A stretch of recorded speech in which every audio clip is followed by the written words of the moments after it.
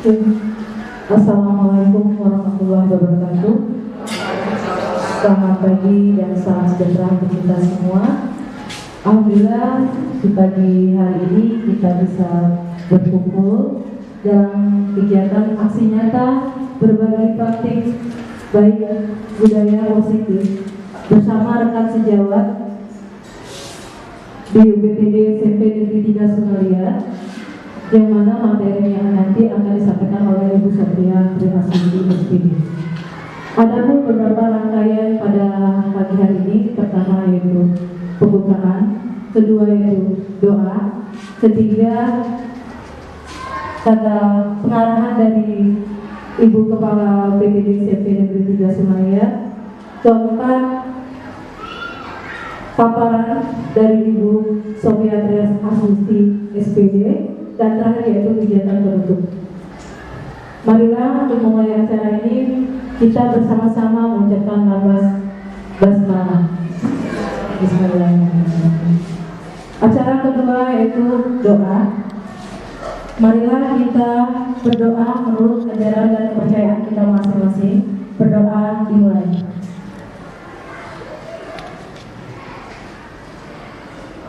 Doa selesai. Lanjut ke acara ketiga yaitu pengarahan dari Ibu Andriana, Kepala UPTD SMP Negeri 3 Sungalia. Kepada Ibu Andriana Marsianti kami persilakan.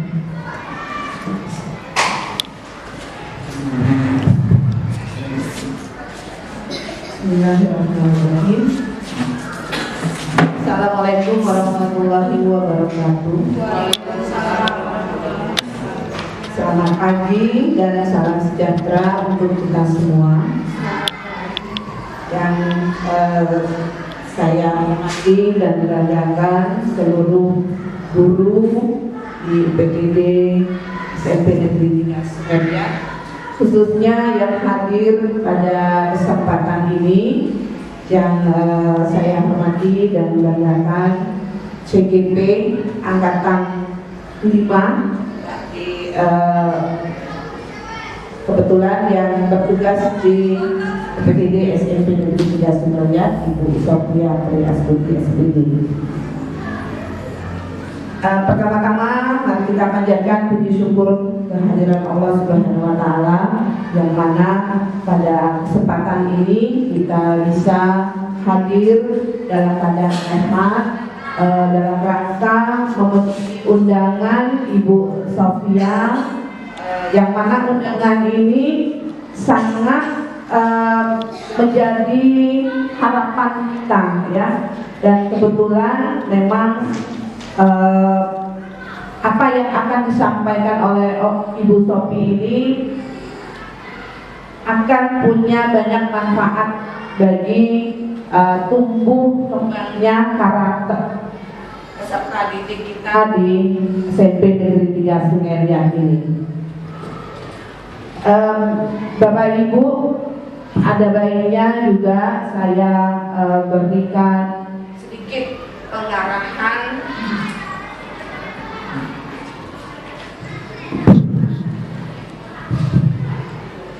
pengarahan mengenai pentingnya budaya positif di sekolah.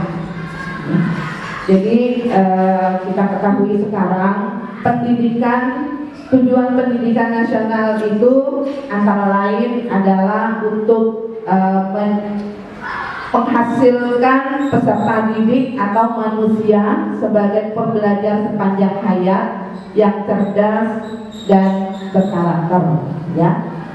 Nah, untuk penumbuhan karakter peserta didik di sekolah itu dimulai dari budaya positif yang diterapkan oleh para gurunya. Kita harus menyadari bahwa anak didik kita itu punya keunikan tersendiri. Mereka punya kodratnya sendiri, yaitu kodrat alam dan kodrat zamannya. Nah, anak didik dikatakan punya kodrat alam sendiri. Mereka telah membawa karakter yang sudah ada di dalam diri mereka sendiri, itu yang tercipta mungkin dari lingkungan keluarganya, dari lingkungan permainannya atau pergaulannya di rumah maupun di sekolah, ya. Kemudian sebagai peserta didik yang punya kodrat zaman, mereka terlahir di zaman yang tentu sangat berbeda dengan zaman kita, ya. Sekarang zamannya digital dan era keterbukaan, ya. Nah, anak didik kita yang telah memiliki karakter bawaannya itu tidak bisa kita ubah, ya. Kita tidak bisa mengubahnya, tetapi kita bisa mengaburkan atau memperbaiki apabila anak tersebut membawa karakter yang menurut kita kurang baik, ya. Jadi kita bisa mengaburkannya, kita bisa mengarahkannya ke arah yang lebih baik. Bagaimana caranya? Nah, mungkin nanti inilah yang akan dibagi kepada kita oleh Ibu Sofi, ya. Jadi pada kesempatan ini silakan kami berikan dukungan dan waktu seluas-luasnya untuk Ibu Sofi memaparkan bagaimanakah penerapan budaya positif, penerapan segitiga restitusi, ya, dalam pemecahan masalah anak-anak kita, ya. Bagaimana kita tidak lagi menjadi guru yang penuntut, penghukum, ya. Nanti kita akan menjadi guru yang teman, ya, atau mungkin guru yang bertindak sebagai manajer. Itu semuanya nanti akan kita dapatkan dari Ibu Sofi, ya. Jadi inilah Bu Sofi bentuk dukungan kami di sekolah, ya. Dukungan dari kepala sekolah maupun dari rekan sejawat untuk proses pendidikan Bu Sofi dalam guru penggerak ini. Mudah-mudahan nanti Bu Sofi dapat benar-benar menerapkan apa yang telah didapatkan di pendidikan ini ke sekolah kita, ya. Dan mudah-mudahan peserta didik kita adalah peserta didik yang memiliki karakter baik dan juga ditangani dengan baik, ya. Jadi anak sekarang mereka dimerdekakan untuk pilihan mereka belajar seperti apa, ya. Tidak berpanjang waktu, ya. Silakan Bu Sofi, ya, untuk kegiatannya dan untuk kawan-kawan kita dukung dan kita simak, ya, dengan baik dan mudah-mudahan juga dapat kita laksanakan ilmunya ini, ya. Terakhir saya ucapkan mohon maaf apabila ada kata yang salah, ya. Saya akhiri, wabillahi taufiq wal hidayah. Assalamualaikum warahmatullahi wabarakatuh dan selamat pagi.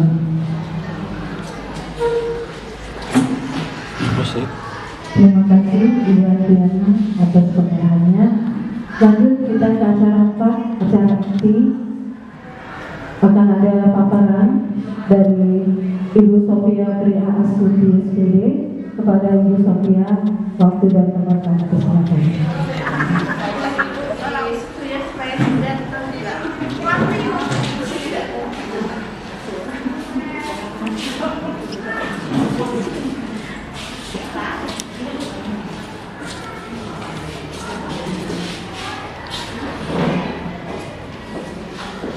Baik, bismillahirrahmanirrahim. Assalamualaikum warahmatullahi wabarakatuh.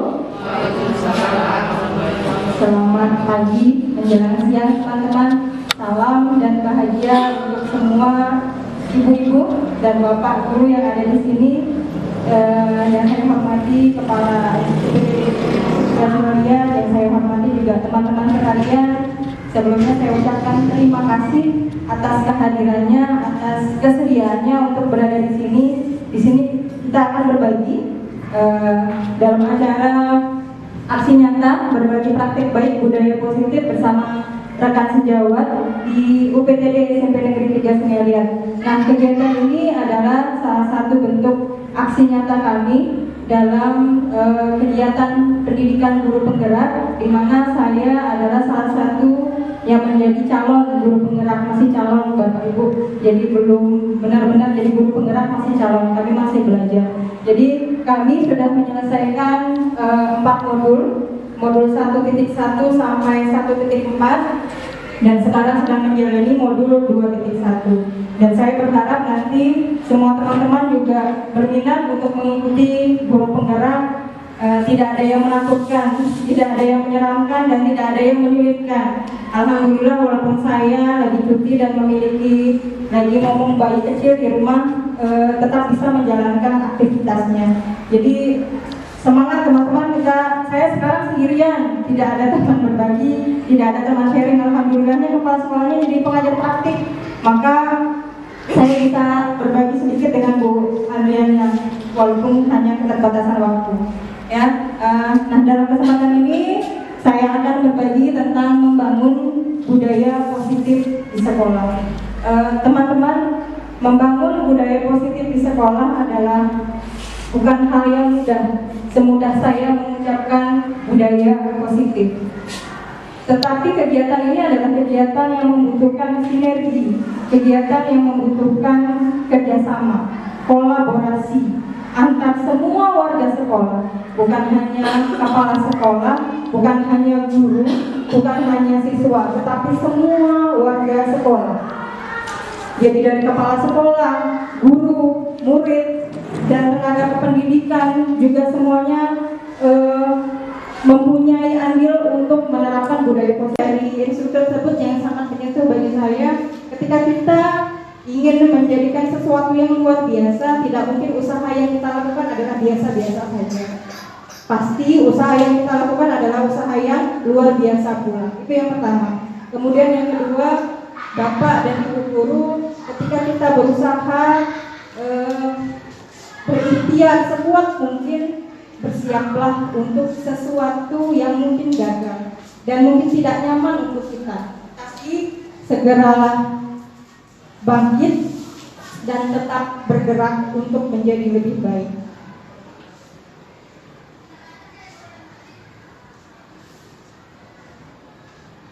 Nah, Bapak Ibu, saya minta mohon kesediaannya sekarang kita sama-sama membayangkan, memimpikan untuk merefleksi di dalam diri kita. Walaupun kita tidak sedang tidur, tapi saya sekarang ingin mengajak Bapak Ibu untuk memimpikan sebenarnya bagaimana sekolah impian kita. Yang kegiatan ini cukup Bapak Ibu jawab di dalam hati saja, kemudian nanti saya meminta kesediaannya satu orang untuk bersedia menjelaskan jawabannya. Baik ya, kita mulai. Jadi sekolah impian. Silakan Bapak Ibu jawab di dalam hatinya masing-masing. Bagaimana suasana sekolah yang kita impikan selama ini? Bagaimana sikap guru seharusnya yang kita impikan selama ini? Bagaimana tutur kata guru dan bagaimana guru bersikap kepada murid-muridnya agar sekolah impian yang kita impikan bisa tercapai, bisa terwujud. Kemudian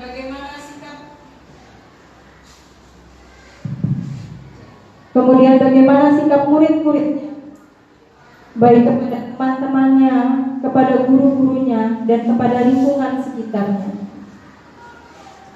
Kemudian bagaimana kita bisa saling berinteraksi, baik antara kita dan murid dengan gurunya, kita dengan atasan kita, dan kita dengan lingkungan sekitar kita.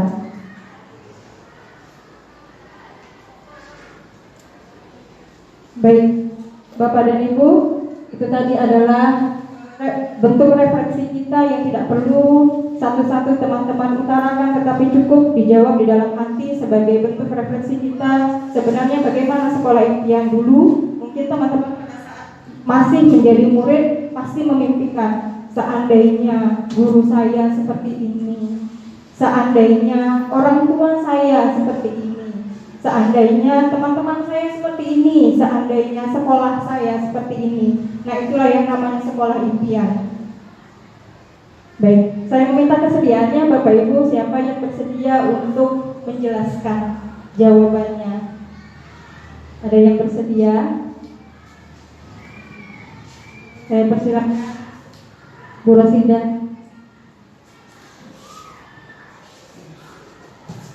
Ya, terima kasih. Selamat siang dan salam sejahtera untuk kita semua. Kalau kita bicara tentang sekolah impian, yang pasti yang pertama adalah yang bisa kita rasakan adalah nyaman. Nah, kalau kita sudah nyaman, pasti kita akan betah di tempat itu. Nah, supaya nyaman, apa yang harus dilakukan? Nah, tadi suasana yang kita butuhkan adalah nyaman. Bagaimana sikap kita? Kalau yang bisa kami rasakan adalah saling pengertian, itu yang pertama, dan tupoksi, tahu tugas dan fungsi pokok masing-masing, dan tutur katanya penuh kasih, jangan penuh amarah, dan saling menghormati, saling menyayangi satu dengan yang lain, dan ketika orang lain berbuat salah, bayangkan bahwa itu kita yang berbuat salah. Nah, sikap apa yang kita butuhkan ketika kita berbuat salah? Apa yang kita butuhkan dari orang lain, itulah yang kita lakukan. Karena secara psikologi kalau kalian pikir, kalau seseorang itu berbuat salah, dimarah lagi, tambah 2 kali beban pikiran. Jadi kalau menurut kami, kalau siswa, katakanlah siswa atau guru atau berbuat salah, jangan langsung disalahkan lagi. Tetapi apalagi terhadap murid kita tanya kenapa seperti itu. Jadi intinya adalah kasih sayang. Kalau kita terhadap murid kita, mungkin kalau seperti kami sudah mulai katakan sudah tua, karena sudah katakanlah tua, jadi anak-anak ini kami anggap seperti anak sendiri. Kita menghadapi anak sendiri. Bagaimana kita menghadapi anak sendiri? Seperti itulah kita menghadapi siswa kita.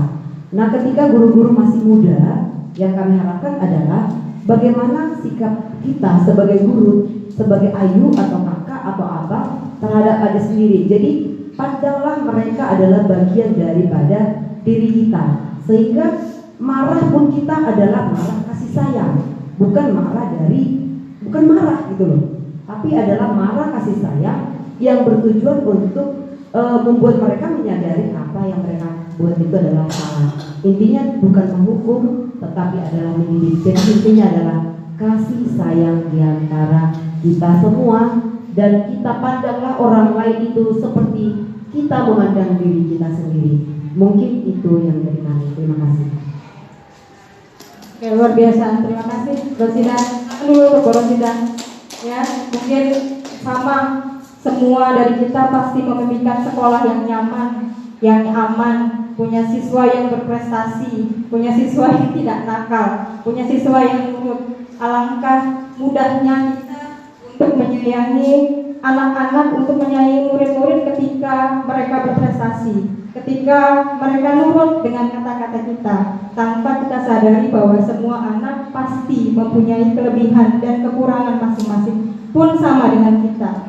Selama ini yang kita lakukan adalah hanya menuntut siswa harus menjadi seperti ini, seperti ini, seperti ini. Ya, tanpa pernah kita jarang sekali bahkan menuntun mereka untuk menjadi sesuatu. Oke.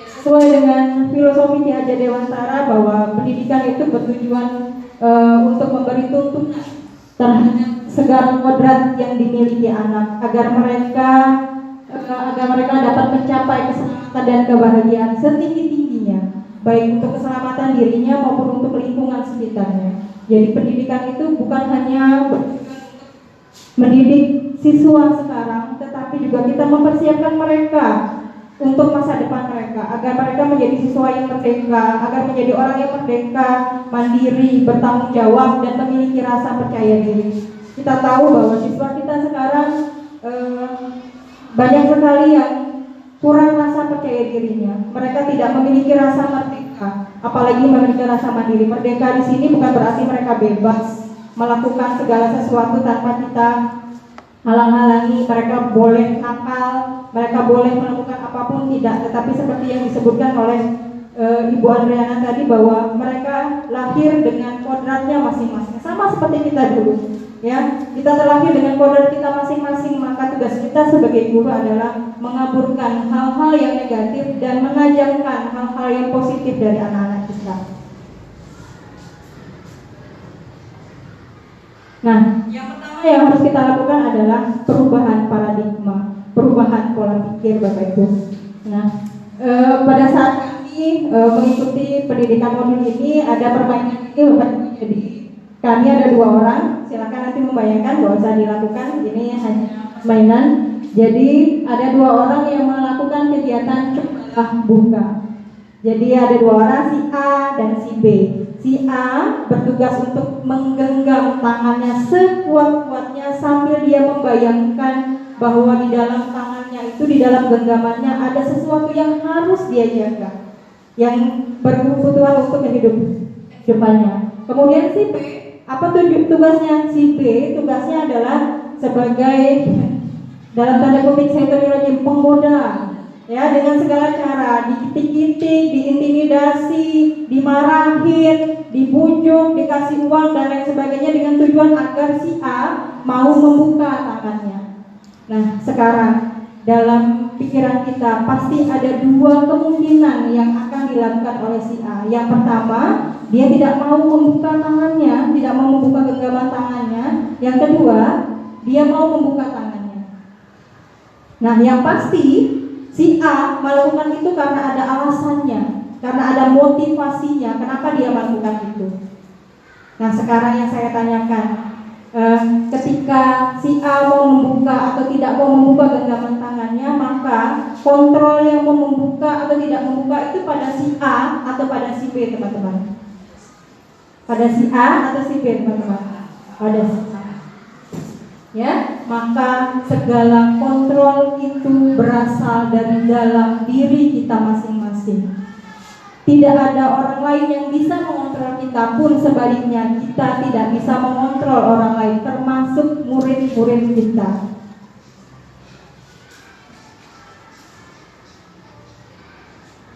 Jadi perubahan paradigmanya itu, pola pikirnya itu dulu. Selama ini yang kita pikir adalah kita bisa mengontrol murid-murid kita. Kan kalau udah turun awan sok, nah itu kami sudah mengontrol siswa kami bahwa dia harus jadi siswa yang penurun. Padahal itu namanya bukan mengontrol, tetapi si siswa, tetapi si murid mempersilahkan dirinya untuk mau dikontrol oleh gurunya. Ya, jadi teman-teman, sebenarnya bukan kita yang mengontrol mereka, tapi mereka mempersilahkan dirinya untuk bisa dikontrol orang lain. Tapi kalau mereka tiba-tiba menolak, seperti kejadian tahun kemarin, ya, anak kelas 9 Wahyu dengan segala cara apapun Bu Riyama membujuk, ketika dia tidak mau dikontrol, tetap dia yang memegang kontrol kendali atas dirinya. Jadi paradigma itu yang harus kita luruskan, bahwa kita tidak pernah bisa mengontrol orang lain, kita hanya bisa menuntun. Nah, perubahan paradigmanya adalah yang pertama dulu ada yang namanya teori stimulus atau teori rangsangan dan responnya. Perbedaannya dengan teori kontrol tentang dunia. Yang pertama adalah realitas atau kebutuhan kita adalah sama. Ternyata pada teori kontrol, realitas atau kebutuhan kita berbeda. Kita berada di ruangan ini pun, sama-sama duduk di ruangan ini pun, kita mempunyai kebutuhan yang berbeda-beda. Ada yang butuh karena memang butuh ilmu, ada yang jangan tidak baik duduk, ada yang hanya memenuhi undangan dan lain sebagainya. Kebutuhan kita itu berbeda-beda walaupun kita berada di tempat yang sama. Kemudian yang kedua, pada teori stimulus respon semua orang melihat hal yang sama. Pada teori kontrol, setiap orang memiliki gambaran yang berbeda. Kita memiliki gambaran yang berbeda terhadap segala sesuatu. Kemudian yang ketiga, kita mencoba mengubah orang agar berpandangan sama dengan kita. Yang selama ini kita lakukan kepada murid-murid kita. Kita memaksa mereka, kita menggiring mereka. Pada saat mereka salah pun kita menggiring mereka untuk memiliki pandangan yang sama dengan kita. Pada di teori kontrol, harusnya kita berusaha memahami pandangan orang lain tentang dunia. Berarti kita berusaha untuk memahami sisi lain mengapa si anak tersebut melakukan hal tersebut, bukan memaksa dia untuk memahami kita. Kemudian yang berikutnya adalah perilaku buruk dilihat sebagai suatu kesalahan. Sedangkan pada teori kontrol semua perilaku buruk sekalipun yang kita lakukan pasti memiliki tujuan. Contohnya, ketika anak mencuri sesuatu, saya tidak mengatakan bahwa hal yang dilakukan adalah hal yang betul, tetapi ketika kita mengobrol anak tersebut, pasti dia melakukan sesuatu karena memiliki tujuan, karena memiliki motivasi, karena ada sesuatu yang membuat dia berbuat seperti itu. Kemudian yang berikutnya, orang lain bisa mengontrol saya dan saya bisa mengontrol orang lain. Pada teori kontrol yang tadi saya katakan, tidak ada yang bisa mengontrol orang lain kecuali diri kita sendiri. Jadi kita tidak akan bisa dikontrol. Ketika kita bilang aku tidak mau, dia bilang kitik-kitik, tidak dikasih duit. Ketika aku bilang tidak mau, dia tidak bisa mengontrol. Tapi ketika kita mempersilahkan diri kita, oh iyalah, aku mau nerima uangnya, biarlah dia mengontrolku. Nah, nanti kita mempersilahkan diri kita untuk bisa dikontrol orang lain. Ya, jadi itu dulu Bapak Ibu, teman-teman. Jadi hal yang pertama yang perlu dilakukan adalah mengubah pola pikir kita, paradigma kita tentang kontrol terhadap murid-murid kita. Oke.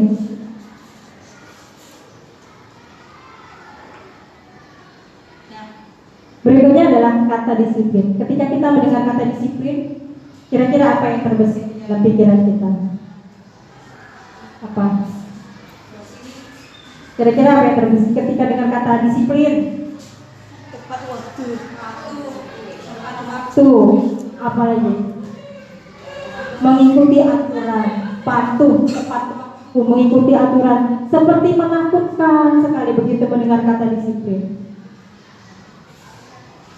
Ya, ketika mendengar kata disiplin itu begitu menakutkan. Padahal disiplin itu adalah identitas berhasil kita, identitas sukses kita. Berbeda sekali dengan ketika kita memberikan hukuman. Ini adalah salah satu pemikiran Ki Hajar Dewantara yang saya kutip, di mana ada kemerdekaan, disitulah harus ada disiplin yang kuat. Sungguh pun disiplin itu bersifat self-disiplin, yaitu kita sendiri yang mewajibkan kita dengan sekeras-kerasnya.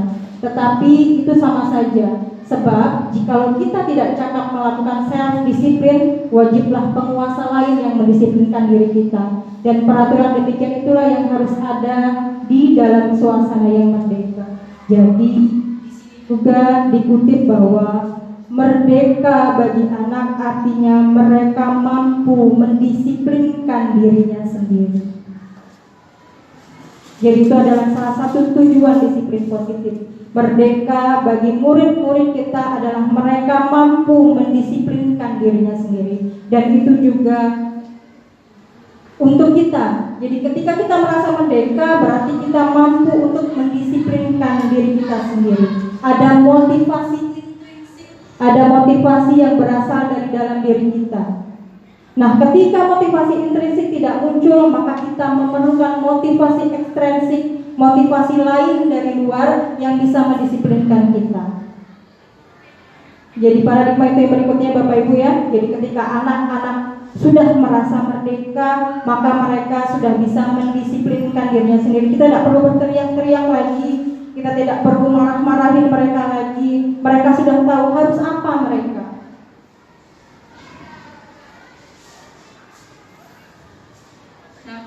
Apapun yang kita lakukan, seperti yang saya katakan tadi, pasti memiliki motivasi. Sini ada 3 motivasi perilaku manusia. Yang pertama adalah untuk menghindari ketidaknyamanan atau hukuman. Yang kedua adalah untuk mendapatkan imbalan atau penghargaan orang lain. Yang ketiga adalah untuk menjadi orang yang mereka inginkan, menghargai diri sendiri dengan nilai yang mereka percaya. Kira-kira yang selama ini kita lakukan, motivasi 1, 2, atau 3 yang sering kita lakukan. Murid-muridku datang tepat waktu ke sekolah, kira-kira gara-gara apa? Apakah karena takut hukuman? Apakah karena untuk mendapatkan penghargaan? Apakah karena memang motivasi dari dalam dirinya bahwa di dalam dirinya sudah ada nilai-nilai kebajikan di dalam dirinya? Kira-kira karena apa teman-teman? Asian. Termasuk saya, Bu. Kalau takut terlambat datang ke sekolah, takut ditegur Bu Rosida. Ya, tidak mungkin teman-teman bahwa itu juga terjadi kepada diri saya.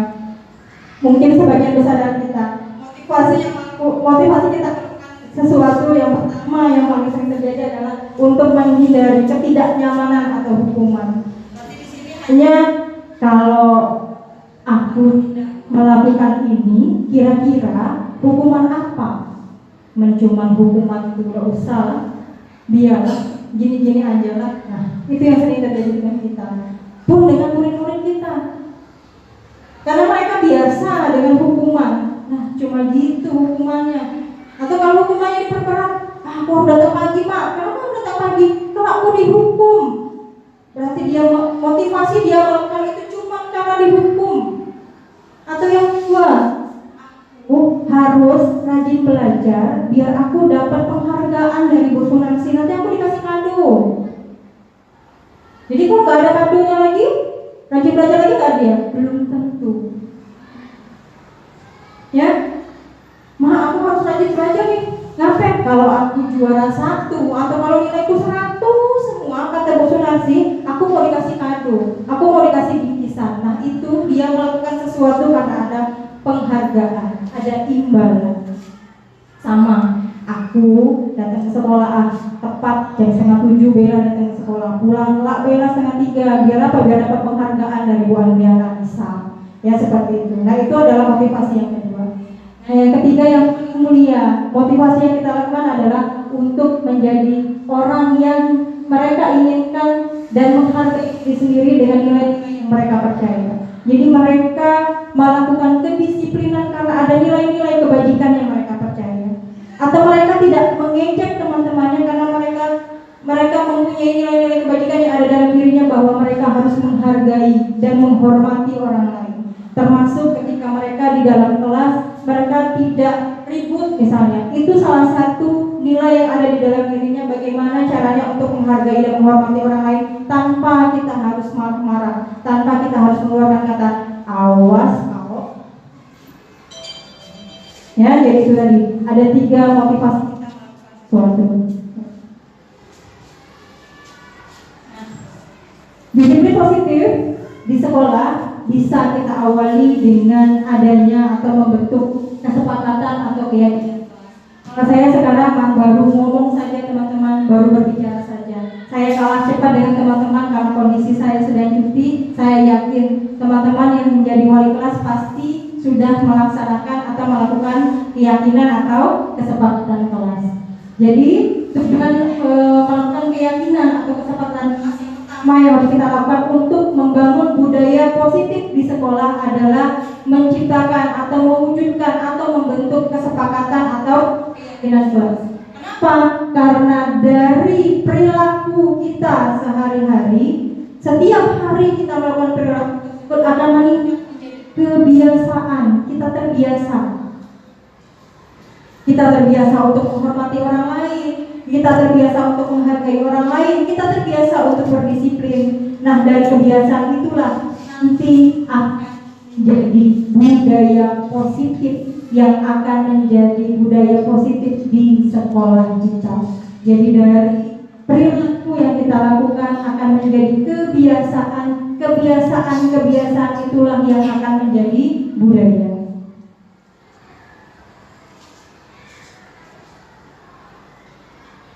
Oke, ini adalah salah satu contoh keyakinan atau kesepakatan yang sudah teman-teman lakukan.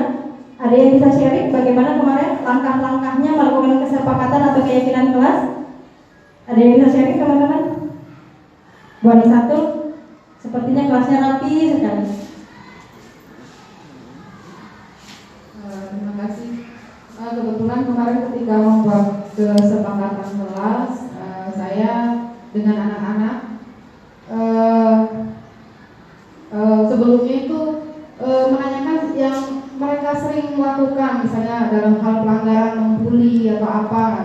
dari kata ngumpul itu, nah kami rubah misalnya saling menghargai, harus saling menghargai, belajar dengan rajin, terus apalagi itu ada beberapa sudah saya tempel di kelas. Nah seperti itulah kira-kira kami bermusyawarah dengan siswa di kelas.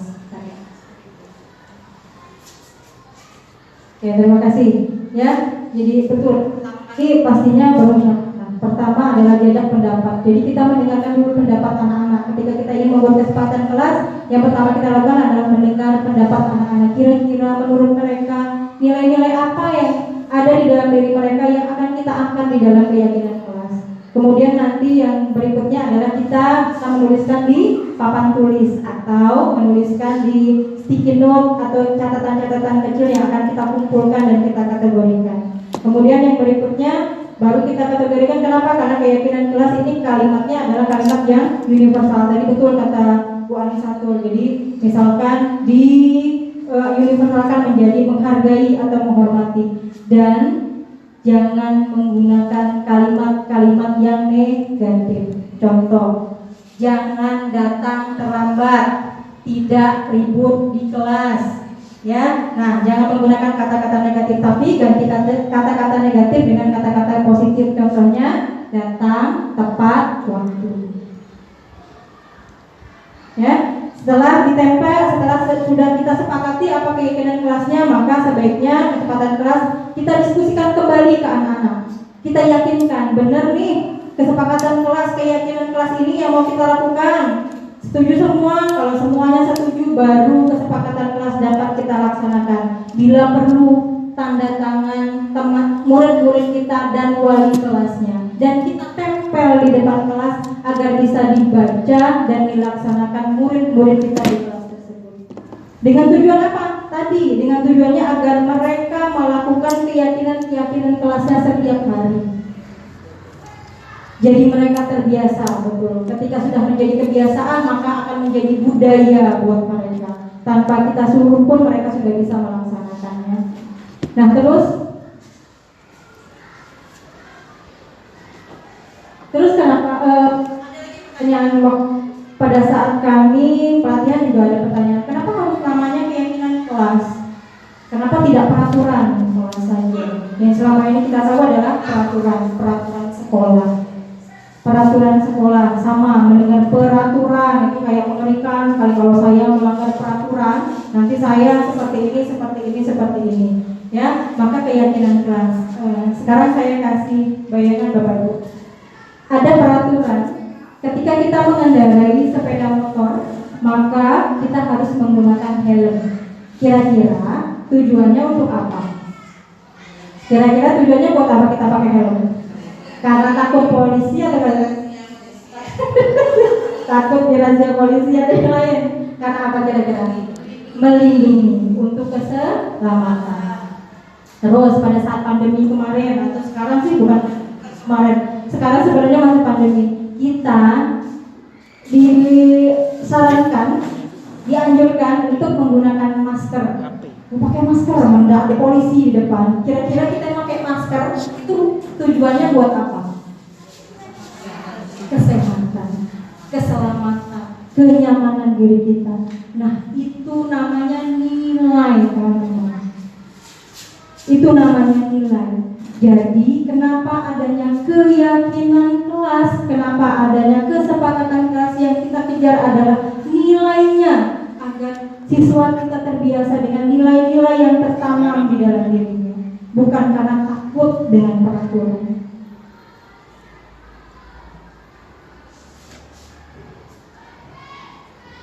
Nah, terus gimana Bu?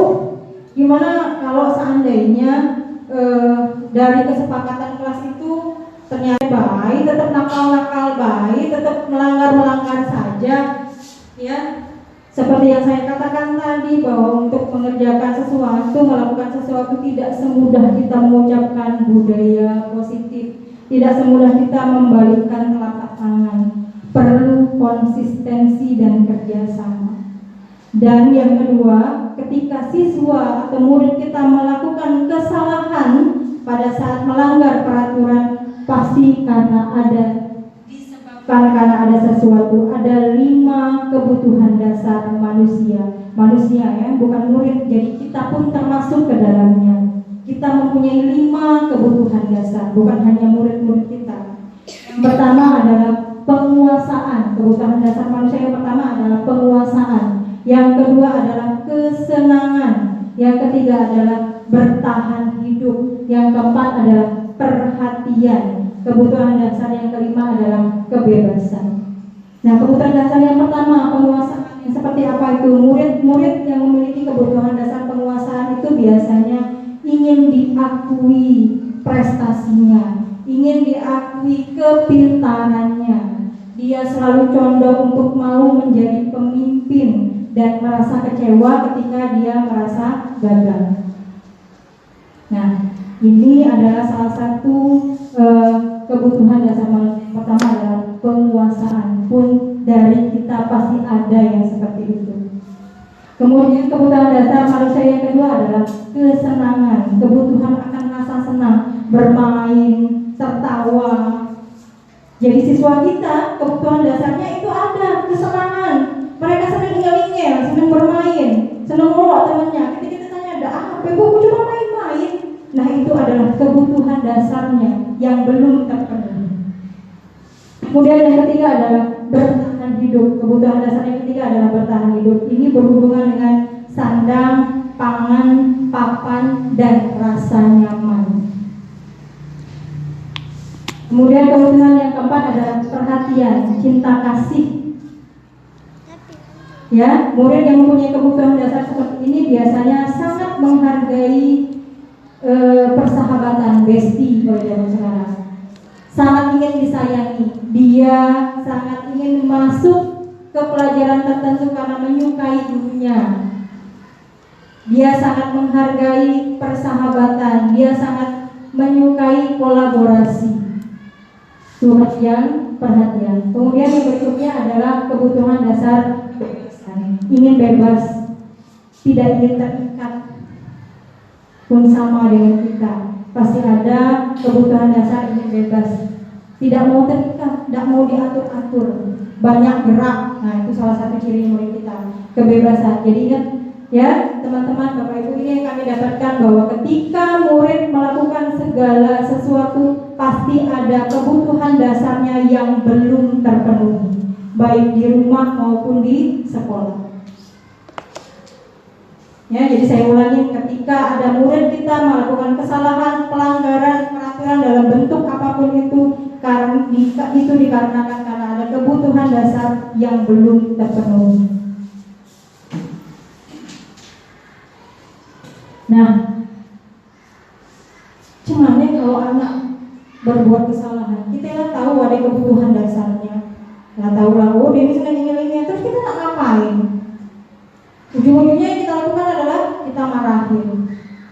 Tapi ternyata teman-teman, ada 5 posisi kontrol guru terhadap murid-muridnya. Yang pertama sebagai penghukum, yang kedua sebagai pembuat rasa bersalah, yang ketiga sebagai teman, yang keempat sebagai pemantau, 5 sebagai manajer. Nah, apa saja ini? Yang pertama sebagai penghukum. Awas kalau kada nurut kelak ka ibu jewer. Nah, itu contoh penghukum. Tidak mau tahu, pokoknya nak menghukum. Aku guru, kamu murid, mendadak nurut ku hukum. Nah, itu namanya penghukum. Siswa datang terlambat, apa yang datang terlambat? Ini bu, mamaku bangunnya kesiangan, ngantri kuliah. Ibu tidak mau tahu, pusaka. Nah, itu namanya penghukum. Ya, yang kedua sebagai pembuat bersalah. Di sini kita dengan kata lemah lembut, tetapi membunuh secara perlahan murid-murid kita. Kami tidak kasihan loh kayak gitu. Ibu leteh-leteh ngajarkan. Kada kasihan ke ibu. Oh iyalah bu. Nah, dia nurut, tetapi itu sebenarnya menghancurkan dia. Pembuat rasa bersalah. Kemudian yang ketiga, memposisikan diri kita sebagai teman, ngobrol asik dengan mereka, Ketika mereka melakukan kesalahan, kita tidak menghardik, tetapi memposisikan diri kita sebagai teman. Karena pepren, contoh pepren, ya, karena pesis gitu misal, ya, itu hanya contoh saja. Kenapa gitu? Tapi di sini ada positif negatifnya. Positifnya kita bisa dekat dengan siswa, tetapi negatifnya ketika kita tidak bisa memberikan bantuan kepada siswa, mereka kecewa. Kata bapak kawanku, kata ibu kawanku, tapi kenapa ibu tidak tolongku? Nah, itu adalah salah satu sisi negatifnya. Kemudian yang keempat adalah pemantau. Di sini sisi kita sebagai guru, sebagai pemantau adalah disesuaikan dengan peraturan atau kebijakan atau kesepakatan yang sudah ditetapkan di sekolah. Misal, siswa kita pakai sepatu warna putih. Maka ketika kita bertanya kepada dia, kenapa pakai sepatu warna putih? Ya Bu, karena ini, dan ini. Peraturannya apa? Nah, itu namanya pemantau. Mengingatkan akan peraturan yang sudah disepakati. Kemudian yang berikutnya adalah sebagai manajer. Nah, ini yang paling mulia. Sebagai manajer, memanage, mengatur, tidak menjas, tidak marah-marah saja, tetapi mencari terhadap sekitarnya. Ini manajer. Jadi posisi kontrol. Kira-kira teman-teman yang sering kita lakukan di posisi yang mana? Saya sering di posisi yang pertama, kedua, ketiga, dan jarang sekali mungkin melakukan yang posisi yang kelima. Ada yang bisa sharing tentang 5 posisi kontrol? Ada yang pernah melakukan kelima-limanya atau salah satunya? Ada yang bisa sharing?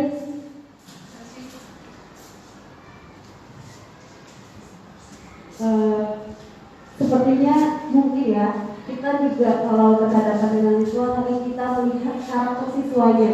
Nah, kita memposisikan kita itu sebagai apa? Tidak mungkin kita hanya sebagai guru, kadang kita juga memposisikan dengan situasi dan kondisinya karakter siswanya. Enaknya seperti apa? Ini kita berikan treatmentnya, gitu kan. Kalau hukum pernah sih, membuat rasa bersalah dia. Biar anak itu benar-benar tahu apa salahnya. Sebagai teman juga pernah. Pemantau dan manajer pasti, bukan tidak pernah, pasti pernah kita sebagai manajer. Kita pasti melihat apa masalah anak itu, kemudian kita carikan solusinya. Seperti itu. Itu pengalaman. Mungkin porsinya yang perlu kita perbaiki, gitu. Makanya kita perlu ada pertemuan seperti ini, saling sharing, mungkin bisa memperbaiki kita untuk tidak hanya untuk peserta didik, tapi untuk diri kita sendiri. Terima kasih.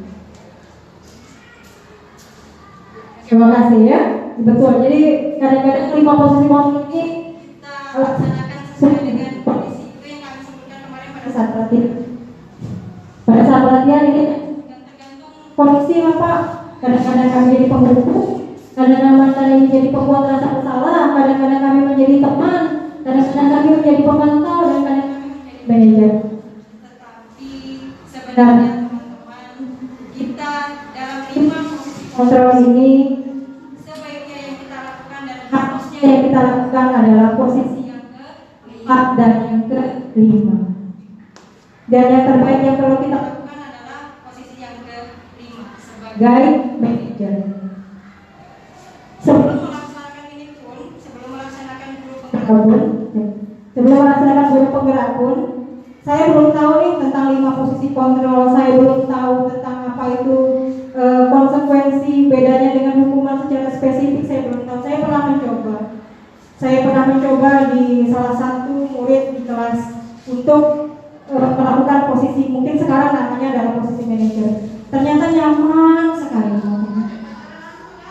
sekali.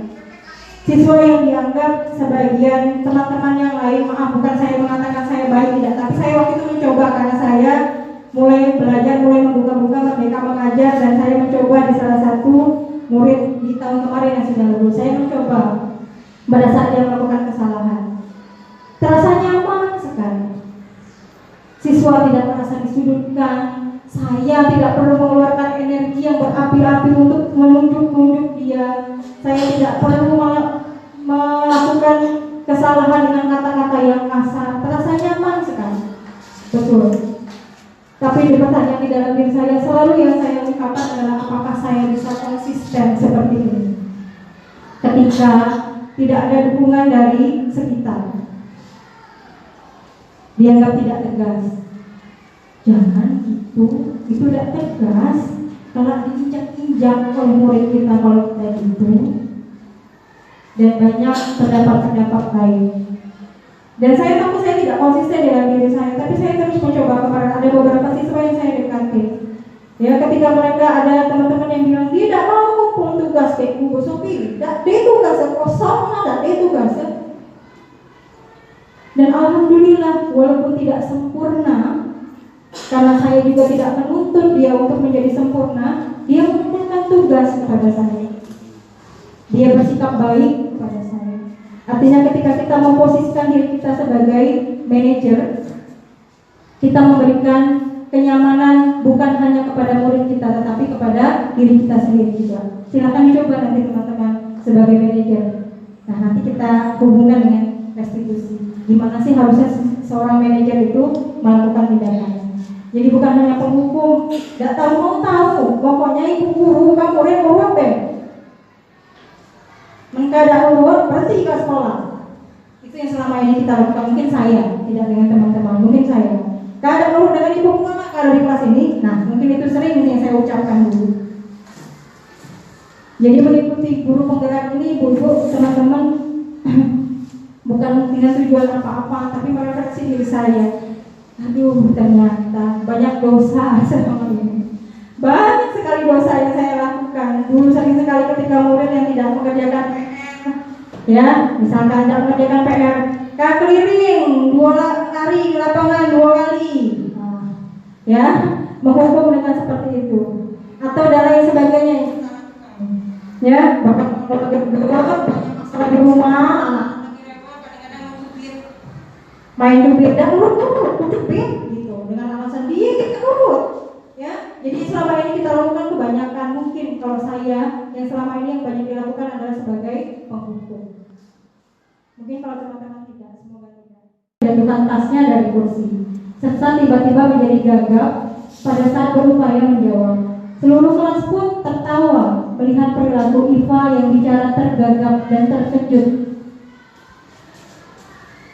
Pak Seno pada saat itu membiarkan teman-teman IPA menertawakan IPA yang tergagap dan malu berbiasa, dan malahan minta IPA untuk maju ke depan kelas dan berdiri di depan kelas sambil menunjuk hidungnya karena tidak bisa menjawab pertanyaan Pak Seno. Mas menjadi gaduh dan anak-anak pun tertawa IPA di depan kelas memegang ujung hidungnya. Kira-kira menurut teman-teman, apakah teman-teman setuju dengan tindakan Pak Sekno terhadap IPA? Setuju tidak teman-teman? Tidak. Mengapa? Menurut saya ya, anak itu kan awalnya sudah tidak menguasai, sehingga dia merasa pastinya tidak nyaman ya dengan pelajaran tersebut. Ditambah lagi dengan Pak Seno yang tiba-tiba menyuruh dia memberikan pertanyaan kepada dia, sehingga ia yang tidak menguasai pelajaran ini menjadi gugup. Ditambah lagi Pak Seno siswa tersebut gugup, kemudian menjatuhkan barang, dan tertawalah teman-temannya. Itu menambah menjatuhkan mental anak, ya. Itu yang saya kurang setuju. Tambah lagi hingga bertubi-tubi dia itu si Iva merasa sangat tertekan di pelajaran tersebut. Ditambah lagi teman-temannya mentertawakannya, malunya luar biasa, dan disuruh maju ke depan, ya, sambil menunjuk hidungnya, sehingga ini sangat menjatuhkan mental anak menurut saya. Jadi Pak Seno juga mungkin termasuk guru yang seperti apa saya tidak tahu juga sih. Ya, seharusnya yang dilakukan Pak Seno mungkin tidak mempermalukannya di depan teman-temannya. Itu yang seharusnya dilakukan. Karena seharusnya Pak Seno seharusnya ketika anakku sudah gugup juga jangan lagi disuruh dia baik alihkan ke yang lain. Itu sih menurut saya.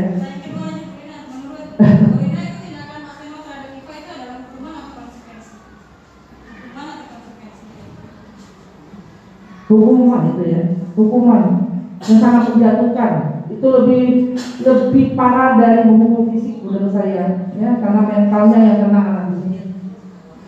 Ya, terima kasih. Terima kasih, luar biasa ya. Ini sehari-hari sering lah. Ini hanya salah satu contoh kasus ya, ketika anak lagi ada fokus pelajaran kita, tiba-tiba kita tanya, coba kak jawab.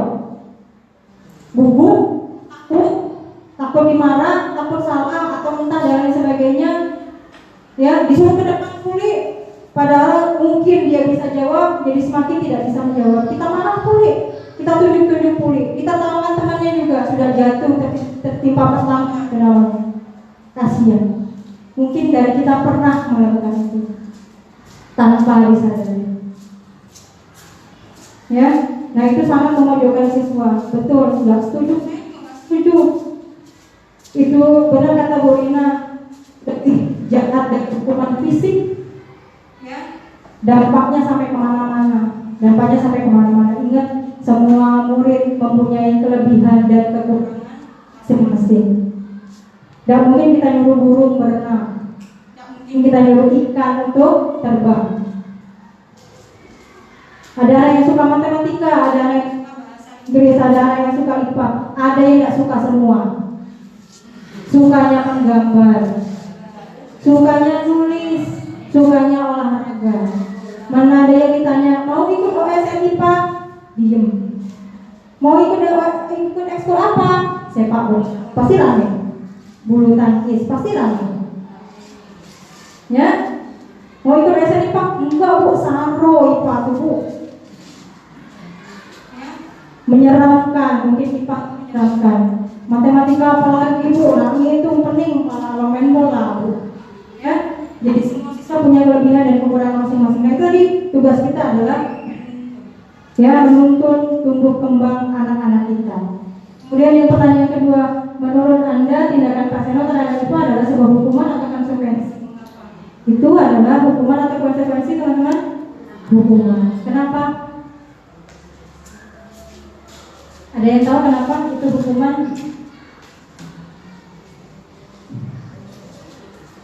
Tahu kenapa itu hukuman? Atau ada yang tahu beda hukuman dan konsekuensi?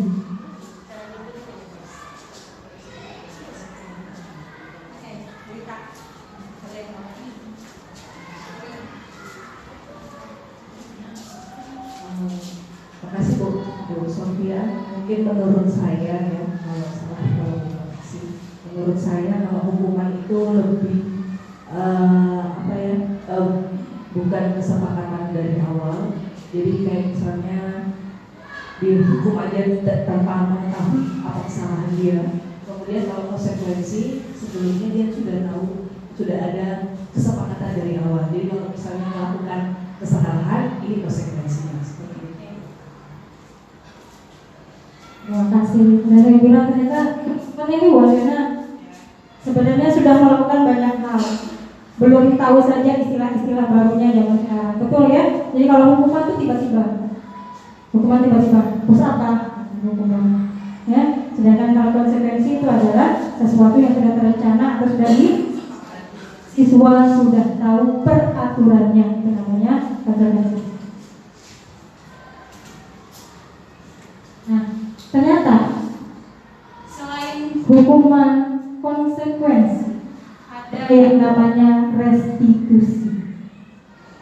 Hukuman ada yang namanya restitusi. Ya, jadi tadi ada identitas gagal dan ada identitas sukses. Kira-kira yang menjadi identitas gagal dari ketiga istilah ini hukuman kah, konsekuensi kah? Menurut teman yang menjadi identitas gagal yang kita lakukan itu dari ketiga istilah ini hukuman kah, konsekuensi kah, atau restitusi? Yang menjadi identitas gagal hukuman tadi, betul ya, hukuman tadi. Dan yang menjadi identitas sukses itu disiplin dibagi menjadi dua, yaitu ada konsekuensi dan ada restitusi. Nah, restitusi ini istilah baru, saya juga sama dengan teman-teman baru dengar pada saat mengikuti pendidikan guru penggerak. Dan kami pada saat Vipon walaupun dari teman-teman antusias sekali. Ternyata ada satu istilah baru yang bukan hanya istilah tetapi perlu kita terapkan berhubungan dengan posisi kontrol kita tadi sebagai manajer. Nih, restitusi adalah proses menciptakan kondisi bagi murid untuk memperbaiki kesalahan mereka sehingga mereka bisa kembali pada kelompok mereka dengan karakter yang lebih kuat. Itu namanya restitusi. Jadi ada tahapan restitusi disebut dengan istilah segitiga restitusi. Yang pertama adalah menstabilkan identitas. Yang pertama kita lakukan adalah menstabilkan identitas. Yang kedua yang kita lakukan adalah validasi tindakan yang salah. Dan yang ketiga adalah menanyakan keyakinan. Yang pertama adalah stabilkan identitas. Jadi ketika siswa melakukan kesalahan, ya, sebaiknya kita tidak langsung tiba-tiba menghardik dia atau tanpa mendengarkan alasan dia melakukan apa. Kita ajak ngobrol. Yang pertama kita lakukan adalah menstabilkan identitas. Nggak apa-apa. Semua orang pasti buat salah. Ibu juga dulu pernah gitu. Nah, itu namanya menstabilkan identitas. Teman-teman yang lain juga pernah gitu, pasti berbuat salah kayak kamu.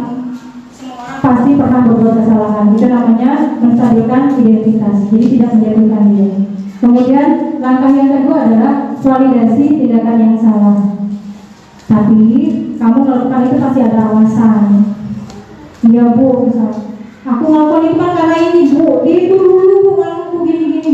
Misalnya, validasi tindakan yang salah. Kita validasi kira-kira yang kamu lakukan itu sesuai tidak dengan apa yang ada di dalam diri kamu, atau sesuai tidak dengan keyakinan kelas yang sudah kita buat. Tidak bu, mengatai kawanku berarti ku melanggar kesepakatan kelas. Misalnya jawab, kenapa? Karena kesepakatan kelasnya kami harus menghargai dan menghormati orang lain. Nah, itu namanya validasi tindakan yang salah. Kemudian yang ketiga adalah menanyakan keyakinan. Kira-kira keyakinan apa yang sudah kamu langgar? Atau nilai-nilai apa yang ada di dalam diri kamu yang sudah kamu langgar? Kita tanyakan seperti itu. Tadi, ya bu, harusnya aku lebih menghargai menghormati orang lain. Ketika aku dikatain, harusnya aku udah balik katain ya bu, harusnya aku tenang dulu, harusnya aku pikir dulu aku harus apa. Nah biarkan dia mengungkapkan permasalahannya, baru kita kasih penguatan. Ya, menghargai, menghormati orang lain itu sangat penting. Ya, menghargai, menghormati orang lain itu sangat penting. Kira-kira kalau kamu menghargai, menghormati orang lain, apa yang kamu rasakan?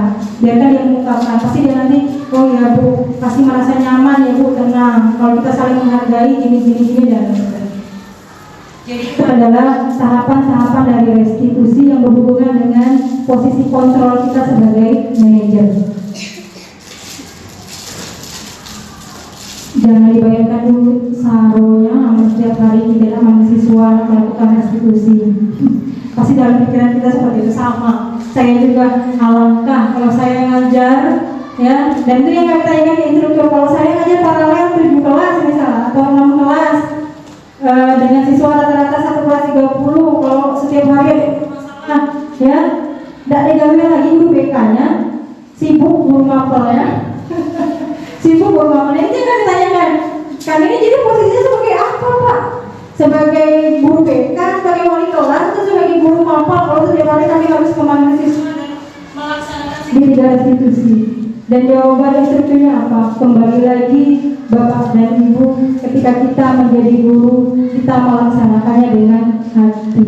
Tujuan kita adalah untuk membangun budaya positif yang bertujuan agar siswa-siswa kita, murid-murid kita mempunyai karakter yang baik yang dapat dimanfaatkan murid-murid kita untuk masa depan. Jadi jangan dipikir susahnya dulu, alangkah ribet, mana segitiga restitusi tiap hari. Siswa kita tiap hari dalam kelas berapa kok yang bermasalah, ya, sedikit demi sedikit bertahap bertahap kita laksanakan segitiga restitusi, bertahap kita laksanakan posisi kontrol kita sebagai manajer.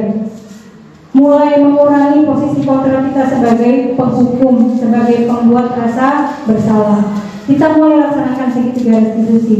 Saya ulangi, dari yang pertama adalah menstabilkan identitas dulu. Menstabilkan identitas. Menstabilkan identitas ini tadi dengan kata-kata ya, orang pasti pernah salah. Ibu juga pernah, teman-temannya juga pernah, bukan hanya kamu. Ya, bukan hanya kamu. Validas yang salah. Coba kamu lebih gegabah ya. Coba kalau kamu lebih garang dari sobek baca badan kawan kamu, ngaku, tapi boleh nggak gitu? Nggak boleh sih Bu. Nanti dia mulai seperti itu. Kira-kira dari yang kamu lakukan ini melanggar keyakinan kelas yang mana? Nanti dia mulai menyebutkan iya Bu, melanggar keyakinan kelas yang seperti ini.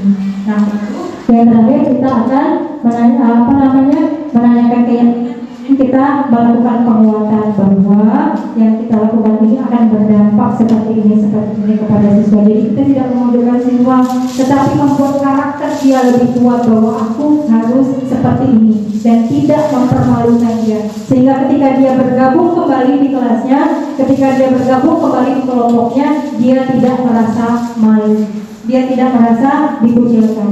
Kalau yang kita lihat tadi oleh, nah itu saja pembahasan dari saya. Jadi penguatannya adalah marilah kita menjadi pendidik yang seutuhnya, pendidik sebagai ujung tombak pendidikan, di mana tugas kita adalah menuntun siswa kita agar bisa berkembang, tumbuh sesuai dengan kodratnya masing-masing. Semua siswa kita memiliki kelebihan dan kekurangan. Bukan hanya kata-kata yang harus kita tanamkan di dalam diri kita.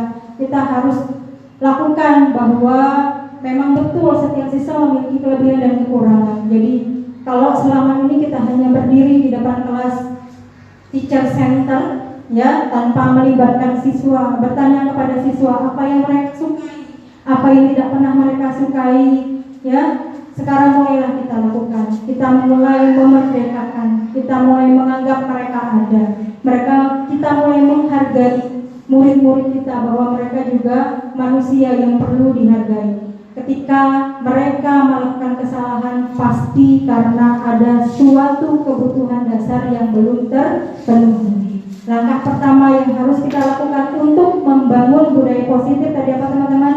Membuat kesepakatan atau keyakinan kelas. Setelah membuat kesepakatan atau keyakinan kelas, maka tugas kita menjalankan posisi kontrol kita yang sebaiknya sebagai manajer dan menjalankan restitusi. Yang pertama adalah menstabilkan identitas, yang kedua adalah validasi kesalahan, yang ketiga adalah menanyakan keyakinan dan memperkuat. Tujuannya adalah agar siswa kita tidak merasa dihardik, tidak merasa dihakimi. Dan yang terakhir, pola pikir kita, paradigma kita harus mulai kita ubah bahwa nilai bukan satu-satunya tujuan atau indikator keberhasilan pendidikan kita. Ini yang selama ini kita lakukan. Nilai yang selalu menjadi indikator keberhasilan kita. Tidak baca nilai di gue terus, masa di rapot aku kasih nilai 71. Ya, itu yang selama ini saya lakukan mungkin Bapak Ibu, mengejar keberhasilan kurikulum. Ngejar kenceng. Ya, mulai dari KD 1 sampai KD sekian kita selesaikan, tetapi ternyata banyak hal-hal yang tertinggal. Yang paling penting kita kuatkan adalah karakter murid-murid kita, agar mereka menjadi manusia yang merdeka, mandiri, bertanggung jawab, percaya diri untuk dapat menghadapi dunianya di masa yang akan datang. Terima kasih teman-teman untuk perhatiannya, terima kasih untuk kesempatannya. Mohon maaf atas segala kekurangan. Sekali lagi, saya di sini bukan karena mau menyebutkan bahwa apa yang kita lakukan selama ini salah, tetapi saya berbagi informasi apa yang sudah saya dapatkan pada pendidikan guru penggerak. Semangat buat yang lain untuk mengikuti program guru penggerak yang usianya masih bisa mengikuti semangat, tidak ada yang menakutkan, tidak ada yang menyeramkan, semuanya bisa membuka pola pikir kita sedikit demi sedikit, perlahan-perlahan, walaupun tidak bisa langsung berubah dan ketakutan-ketakutan ada, tetapi ternyata itu dirasakan oleh semua guru. Apakah saya bisa konsekuen melakukannya? Ketika kita melakukan segala sesuatu dengan berkolaborasi dan konsistensi, insya Allah budaya positif di sekolah kita dapat terlaksana. Terima kasih. Wabillahi taufiq wal hidayah. Wassalamualaikum warahmatullahi wabarakatuh.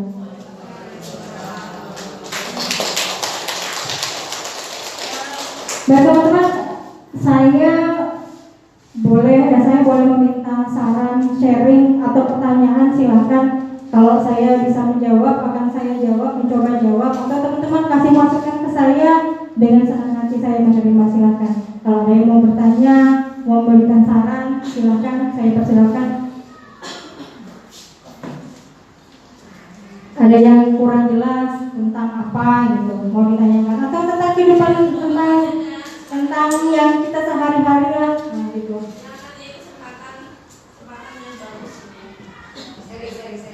Sharing teman-teman, nggak apa-apa.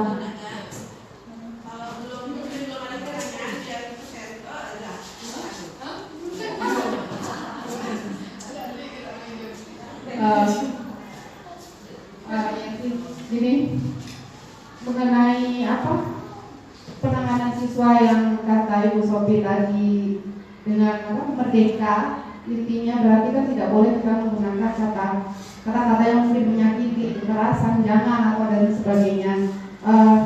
Tapi yang pernah saya alami, mungkin saya berusaha mencoba seperti itu. Misalnya untuk piket kelas, mungkin sebelumnya saya memberikan nasihat atau masukan kepada mereka kalau kelas itu ibaratnya itu rumah kamu, rumah kedua kamu, dari pagi sampai siang itu kelas ini adalah rumah kamu.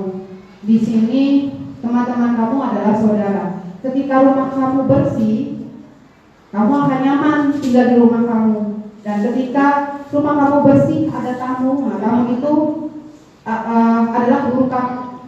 Pasti mereka juga akan nyaman. Jadi harapannya kalian menjalankan piket, disapu setiap hari biar bersih. Dengan kata-kata seperti itu, harapannya mereka tergerak, sadar seperti itu. Tapi mungkin sehari seperti itu bisa dijalankan. Hari kedua, hari ketiga, hari keempat banyak yang ingat. Jadi mereka tidak menjalankan. Akhirnya agak sedikit emosi. Jadi mungkin dengan ada siapa yang pikir? Kami ini harus. Ya, jadi awalnya mungkin seperti itu mencoba.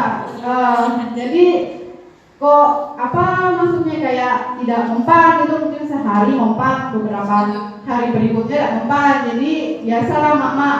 Jadi itu dari kan emosi. Siapa yang pikir ini? Adil, ini. Sudah betul belum ini? Setelah saya menggunakan kata-kata seperti itu, mungkin mereka baru ambil sapu kan? Itulah Bu. Harus yang seperti apa, kadang pengen menerapkan yang seperti itu terhadap siswa ini. Tapi ternyata tidak bisa seperti itu, malah mungkin dia lebih ngena dengan kata-kata yang keras seperti itu. Nah, bagaimana Bu solusinya?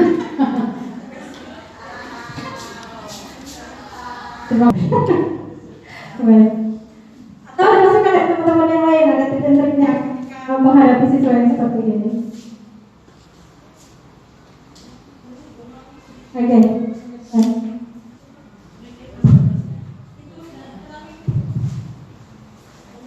Baiklah.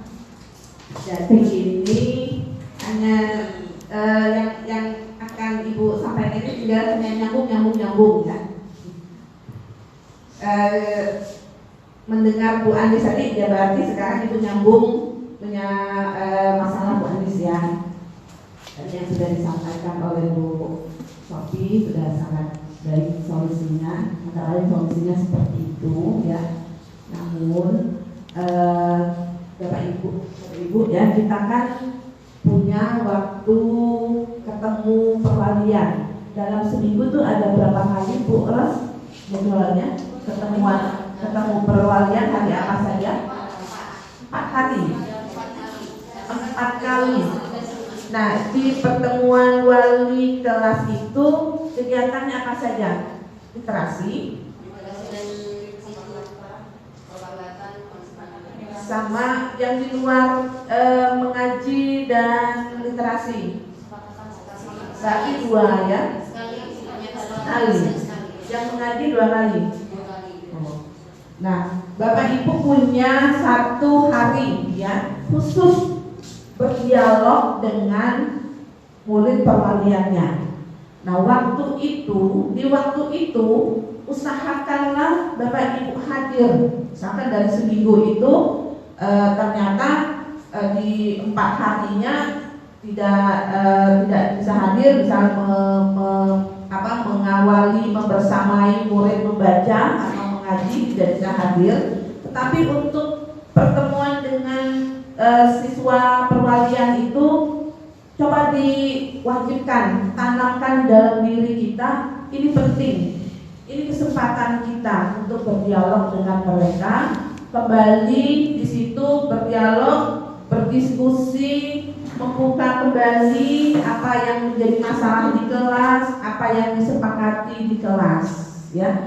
Karena kalau setiap hari di jam pelajaran, mungkin wali kelas ketemunya di kelas tersebut mungkin cuma 1 hari dalam 1 minggu ya, ada 2 jam pelajaran. Jadi manfaatkan waktu itu. Anak-anak yang belum menyelesaikan tugas piketnya itu silakan diajak bermusyawarah, tanya dulu masalahnya apa ya Bu Sofia, tanya masalahnya, kemudian lakukanlah restitusi. Seolah-olah kita juga pernah melakukan kesalahan. Ibu duduk juga murid, pernah ada piket sama dengan kamu, ya. Pokoknya stabilkan dulu ya, stabilkan keadaan, kemudian validasi. Nah, kemudian yang terakhirnya tadi baru kita cari solusi bersama. Jangan kita yang nawar solusi, ya, bukan kita, tapi mereka. Kira-kira supaya yang hari Senin ini bisa menyelesaikan piketnya, misalnya ada si Andri di situ. Andri, apa yang kamu lakukan supaya kamu bisa piket? Ya. Jadi kesepakatan itu kesepakatan pribadi itu. Dialah yang mengemukakan caranya supaya dia bisa piket, bukan kita. Kita hanya nyatet dalam hati kita, dalam pikiran kita. Untuk kembali kalau ketemu Senin berikutnya, anak tersebut ternyata belum melaksanakan apa yang dikatakannya di Senin minggu yang lalu, kita kembali ingetin. Makanya jangan bosan mengingatkan. Kita tanya, Senin yang lalu kamu sudah mengatakan solusinya, kamu akan seperti ini supaya bisa piket. Kenapa minggu ini, Senin ini kamu tidak piket? Kita tanya lagi, apalagi alasannya kan? Nah, kembali minta lagi solusi dari anak. Jangan kita awas kalau minggu depan tidak piket toh. Nah, jangan sekali-sekali keluar kalimat itu, ya. Itu akan membuat rasa di dalamnya rasa bersalah, ya, rasa bersalah. Itu kalau dia sudah punya rasa bersalah, dia akan benci, semakin tidak piket, banyak tingkahnya. Kita sebagai guru tidak akan mengeluarkan kalimat apapun yang mengancam. Budaya positif yang ada di sekolah kita bisa terwujud. Ada lagi yang ingin bertanya atau memberikan saran?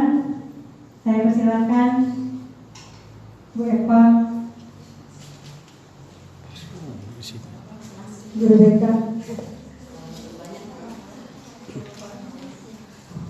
Terima kasih Ibu Sofia atas materinya. Jujur saya, walaupun saya tidak full mengikuti, tapi lagi saya sempat membaca juga. Dari hasil paparan dari Ibu Sofia, jujur saya terharu dan saya merasa apa yang pernah saya lakukan selama ini ternyata salah.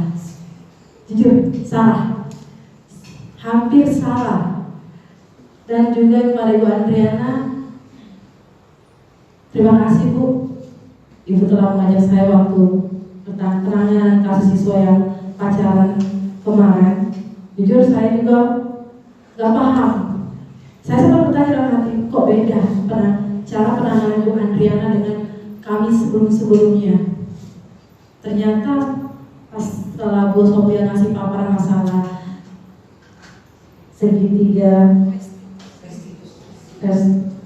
restitusi, saya baru paham. Oh ternyata ini yang diajari Bu Andriana kemarin. Saya jujur saya gak paham karena saya sempat juga sharing sama guru BK lainnya sama KPRI. Ternyata penanganan kita selama ini salah. Berbeda, kenapa Bu Andriana berbeda? Saya sempat bertanya Bu dalam hati saya Bu, karena selama ini jujur Bu, kalian anggap kasus seperti pacaran, apalagi sudah melakukan hal yang di luar norma, kami anggap itu pelanggaran yang sangat berat. Jadi setelah kemarin Ibu menjelaskan, mempraktekkan secara langsung depan saya baru nyambung Bu, menyambung pas dapat paparan ini, oh ternyata seperti itu. Dan semoga untuk kedepannya ini jadi pelajaran untuk kami, semoga bisa memperbaiki lebih baik lagi.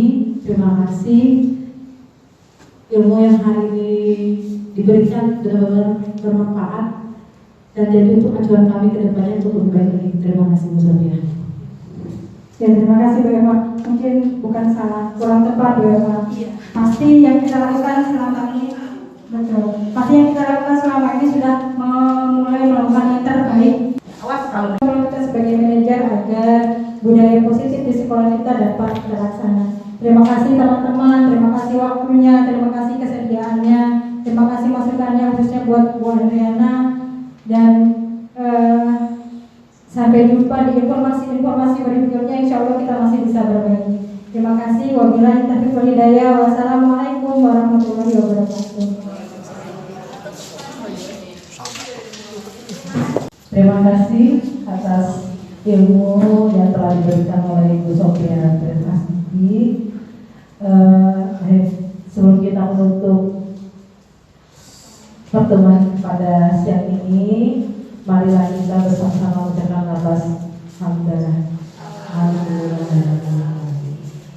Akhir kata, kami selalu membawa acara, mohon maaf jika ada salah kata. Wassalamualaikum warahmatullahi wabarakatuh.